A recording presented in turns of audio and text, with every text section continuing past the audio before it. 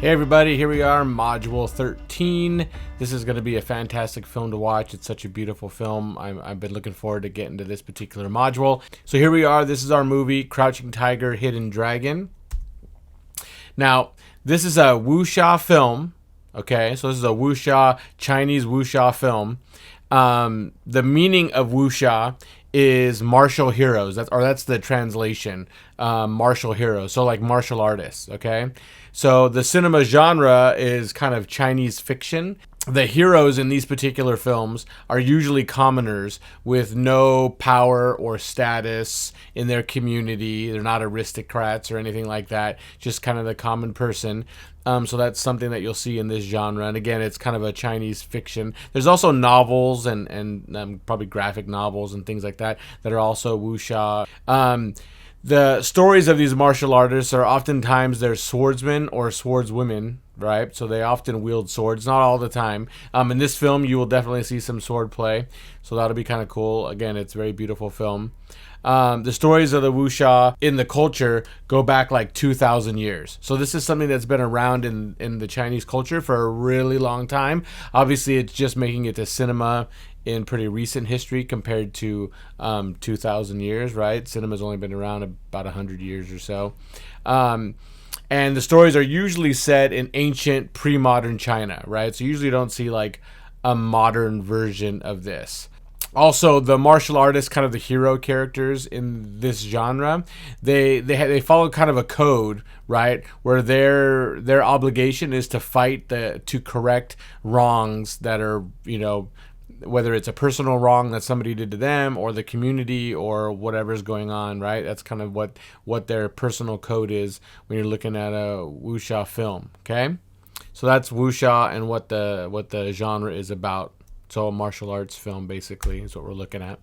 The film was released in 2000, so it was made in 1999. It was released at the Cannes Film Festival, which is a big festival in France, I believe. I'm hoping I'm getting it right. I'm pretty sure it's a French film festival. The director of the film is a guy named Ang Lee, and we'll talk more about him in a minute. It was critically acclaimed, so it got a lot of... it was reviewed really, really well, right? And it also had box office success internationally around the world. It's considered one of the greatest and most influential wuxia films of all time. So it's a very good watch. Again, we are looking at a Chinese production that's kind of, actually, it was an international production. Like, there was a whole bunch of studios from around the Asian world and in the Western world that got together to get this film made. But it's considered kind of a Chinese film. I'm going to talk a little bit about the title of the film, right? So the title, Crouching Tiger, Hidden Dragon, a literal translation of a Chinese idiom. Okay, so that's what the title actually is, right? And a Chinese idiom are usually common phrases in the culture, and they're usually made up of 4 characters, right? So that's typically that's what you would see in a Chinese idiom. I guess not all of them are 4 characters. I believe this one is. This one derives from a Chinese poem. I believe it's behind the rock in the dark probably hides a tiger, and the coiling giant root resembles a crouching dragon. So I believe that's part of the poem that it's kind of borrowed from, right? Kind of the meanings behind it when it comes to just the literal meaning as well as how it relates to the film. It's referring to the undercurrent of emotions, passion, and secret desires that lie beneath the surface of a polite society in civil behavior. So that kind of really does embody kind of, you'll see some of that in the story. You'll get those undertones in the stories and the themes that we're exploring in this movie. It also refers to masters one does not notice, okay, which necessarily includes mostly women and therefore suggests the advantage of the female bodyguard. So masters unnoticed being somebody that you wouldn't think is a threat to you, okay, right? And in this particular case, like, most people in this culture at this time would think, okay, a woman is not somebody to be feared or to worry about, which you might take for granted. And in this particular film, which we'll talk a little bit more about, you're going to see some very strong, powerful women, which is kind of an interesting, kind of a cool thing. We haven't seen many strong female characters in the films we've looked at, but here you're going to see that, okay? Ang Lee is the director. He's a Taiwanese filmmaker, but his cinema education was done here in the U.S. So he went to NYU Film School. He was a classmate of Spike Lee. He has 24 directing credits under his belt at this point. But early on in his career, when he first finished film school, he had a really hard time finding work, right? Working. Like no one, there was agencies that were interested in representing him. I forget which agency it was, but they just had trouble kind of finding something that would work and that somebody would take him on with as his new director. And so it actually took, for 6 years, he was trying to kind of make a career in the film industry. And basically, his wife was the breadwinner. She's a molecular biologist, I believe. And she was kind of earning all the money and supporting the family. And he was staying home, raising kids and just doing, dad stuff and just kind of back and forth to school or whatever, right? And he was trying to get his career. And she was very understanding of what he was trying to do. And eventually, he got his big break, right? And so, again, he's got 24 films under his belt at this point. His films have 38 Academy Award nominations. For Best Director, he's won 2 times, for a film called Brokeback Mountain and then for a film called Life of Pi. Both of those fantastic movies if you're interested in seeing some of his other work. He has very diverse films, meaning like his films are very different, right? He doesn't just direct one type of movie, but he definitely explores certain themes that we'll touch on in a lot of those films, right? So some of the themes that he would touch on in his films would be like alienation, marginalization, and repression. Like those are themes that he likes to hit in his films. So even though the storylines and the genres and different things like that would be different, you'll see some of these common themes in his work. Now, the narrative, when we're talking about this particular film, again, this is a multinational venture, right? There was many, many countries, that production companies that got together that put the money together to try to make this film. It was a $17 million budget, and it made a ton of cash. The storyline is driven by, like, from a plot perspective, the theft of this sword called the Green Dynasty.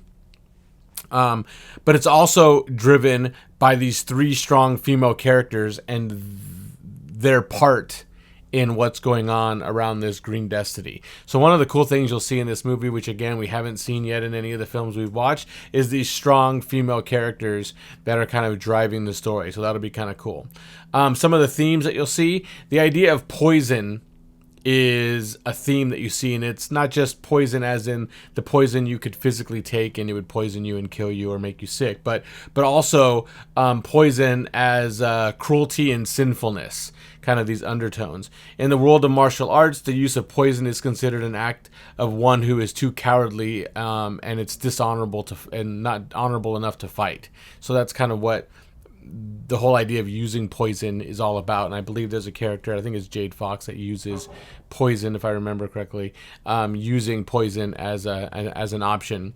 There's also this whole undertone of hidden strength, right? Don't underestimate anybody, right? And that goes back to the title of the film, right? The unnoticed master that you don't even really pay attention to this person, but really there's a force to be reckoned with. And you have these women who are all about, they portray something one way, but they're different people when they get in the situation where they need to be, right? So that's something to think about as you watch the narrative of this film and kind of see it play out.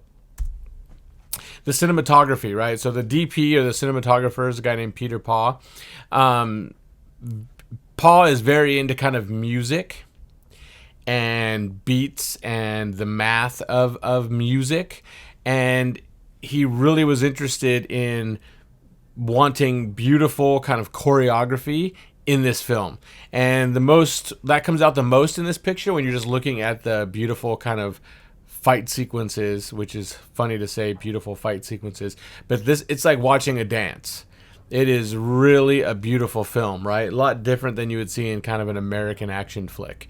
This movie was actually made, Ang Lee was actually trying to make a wuxia film that was something that the American audiences would enjoy, right? So it takes a few minutes, it takes about 15 minutes before you see about the first fight sequence. And in China, they're used to seeing action right off the bat in these types of films. And it takes about 15 minutes to kind of get to the first one, because American audiences traditionally want to see a little bit of backstory and introduction of the characters.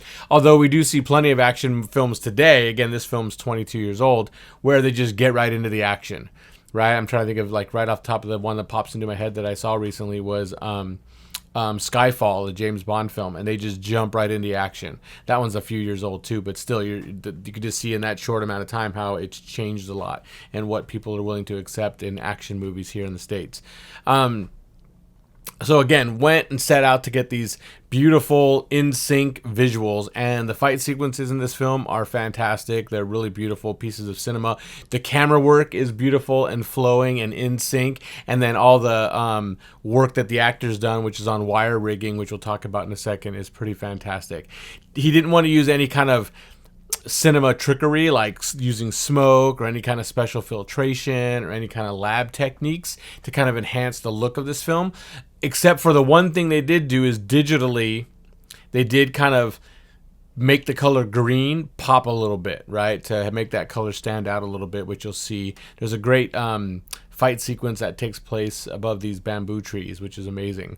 And he also was trying to use very simplistic directional light, meaning wherever the motivation of the light was coming from, he's tried to use that. Didn't try to change it up too much, which is kind of, it's a little bit, I don't know, it sounds funny because when you watch the film, it's very cinematic and it's really beautiful. But when you listen to kind of his approach, it seems like he was doing it kind of naturalistically and documentary-ish. And now the next film we watch is very documentary-ish when you go watch City of God. But this one is a beautiful kind of cinematic, almost epic style film. But when you listen to him talk about it, it almost sounds like it was kind of documentary-ish, but it is in no way that way. It is a beautiful film. And that's kind of just the difference between somebody's mindset, a cinematographer's mindset about what their approach is going to be. And then when they go execute it, they may do something a little bit different, but their inspiration came from somewhere else, right? The use of wire rigs was really big. So you're going to see the actors attached to wire rigs, and they are doing beautiful choreography attached to these wire rigs. Now, this wire rig thing wasn't even a thing pre The Matrix and this movie, Crouching Tiger, Hidden Dragon. I believe The Matrix came out first, I believe.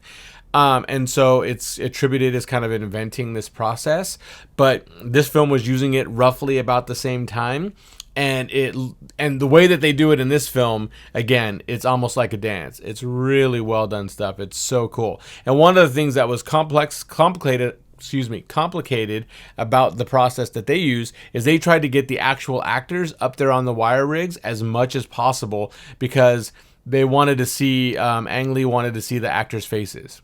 He didn't want it to be a special effect. And back then, they didn't have the ability to kind of swap out a face or do anything like that. Today, they actually do have the ability to do that kind of stuff.